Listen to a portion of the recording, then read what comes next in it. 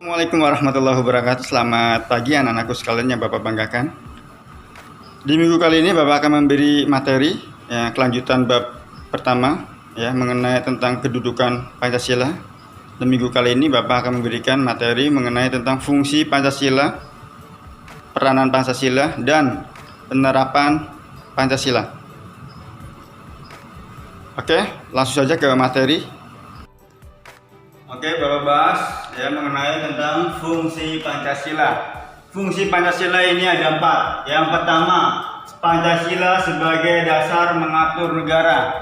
Yang dimaksud dengan Pancasila sebagai dasar untuk mengatur negara, jadi negara dikatakan negara berdaulat, ini membutuhkan aturan, yaitu dibuatlah undang-undang. Nah, undang-undang ini berlandasan dari Pancasila untuk mengatur warga negaranya agar dikatakan negara yang berdaulat, adil, dan makmur. Lanjut ke yang kedua, Pancasila sebagai sumber dari segala sumber hukum. Apa yang dimaksud dari sumber dari segala sumber hukum? Jelas, yang namanya negara pasti mempunyai payung hukum. Hukum itu dibuat untuk ditaati. Kalau warga melanggar itu pasti ada sanksinya. Jadi sumber dari segala sumber ini, hukum di suatu negara dibuat, contohnya negara Indonesia itu mempunyai yang namanya undang-undang yang harus ditaati oleh warganya atau rakyatnya. Ini mengacu yang dibuat undang-undang ini mengacu pada Pancasila, baik itu nilai dan norma yang ada dalam Pancasila, ini dibuat undang-undang. Jadi hukum undang-undang itu dibuat berdasarkan Pancasila. Lanjut, Pancasila sebagai dasar falsafah negara. Yang dimaksud dengan falsafah negara, jelas falsafah itu berarti anutan. Jadi Pancasila dibuat oleh para pendahulu sedemikian rupa menjadi satu, biar negara ini bersatu, dibuatlah Pancasila. Jadi Pancasila menjadi falsafah ini berarti anutan untuk mempersatu bangsa sehingga bangsa ini menjadi kuat, jadi satu.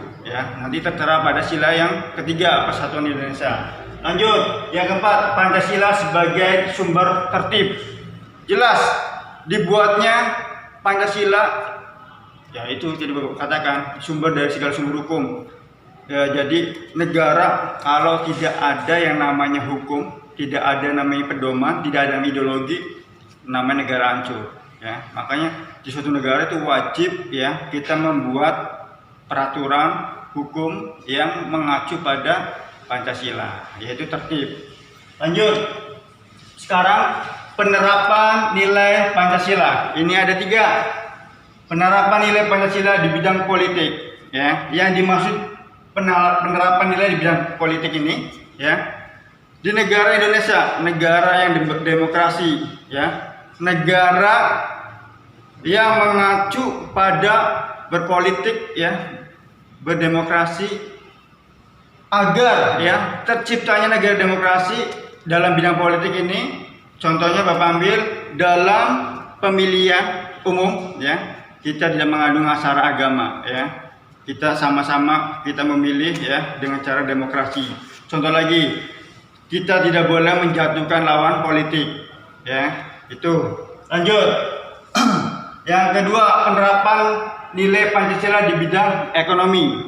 Jelas penerapan Pancasila di bidang ekonomi, pemerintah membebaskan setiap warganya untuk berusaha atau membuka usaha, baik itu kaki lima, baik itu perkantoran, baik itu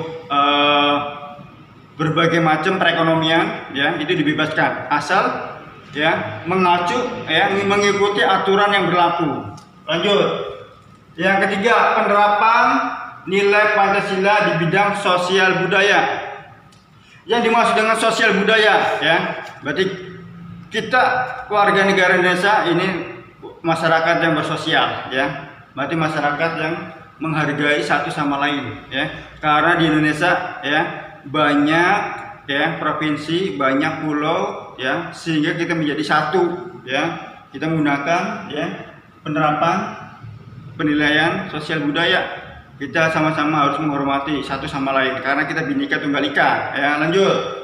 Yang keempat, penerapan nilai Pancasila di bidang pertahanan dan keamanan. Yang dimaksud dengan pertahanan dan keamanan ya, jadi setiap warga negara ya wajib membela negaranya dalam keadaan apapun ya. Yang diterapkan di masyarakat. Kalian tinggal di suatu wilayah ya, kalian wajib mengikuti ya kegiatan keamanan. Contohnya ya, kalian wajib mengikuti yang namanya ronda ya. Jadi biar lingkungan kalian aman, kalian mengadakan ronda bersama. Nah, itu contohnya. Kita lanjut. Sekarang ke peranan teladan ya. Kita sebagai masyarakat Indonesia yang baik, kita harus menerapkan peranan terhadap Pancasila ya. Itu ada 3. Yang pertama musyawarah ya. Apa itu musyawarah? Jelas, musyawarah ini menyelesaikan masalah secara bersama ya. Contohnya ya, dalam keadaan apapun ya, contohnya kita mengambil pemilihan umum ya, pasti menggunakan musyawarah ya, mufakat ya, suara terbanyak pasti dipilih. Lanjut.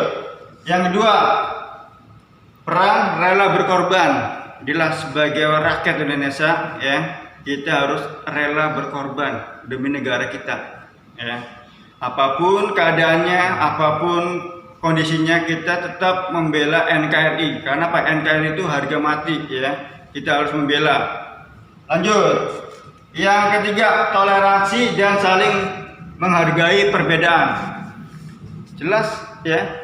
Toleransi berarti sikap saling mendukung, menghargai satu sama lain ya. Walaupun kita berbeda-beda ya, kita beda ras, beda suku, beda golongan ya, kita tetap bersatu ya. Itu saja materi kali ini. Oke, untuk tugas minggu ini Bapak mau kalian catat ya makna dan arti dari gambar sila pertama sampai sila kelima ya. Kalian harus tahu sila pertama itu bintang, artinya apa ya, maknanya apa, dan seterusnya.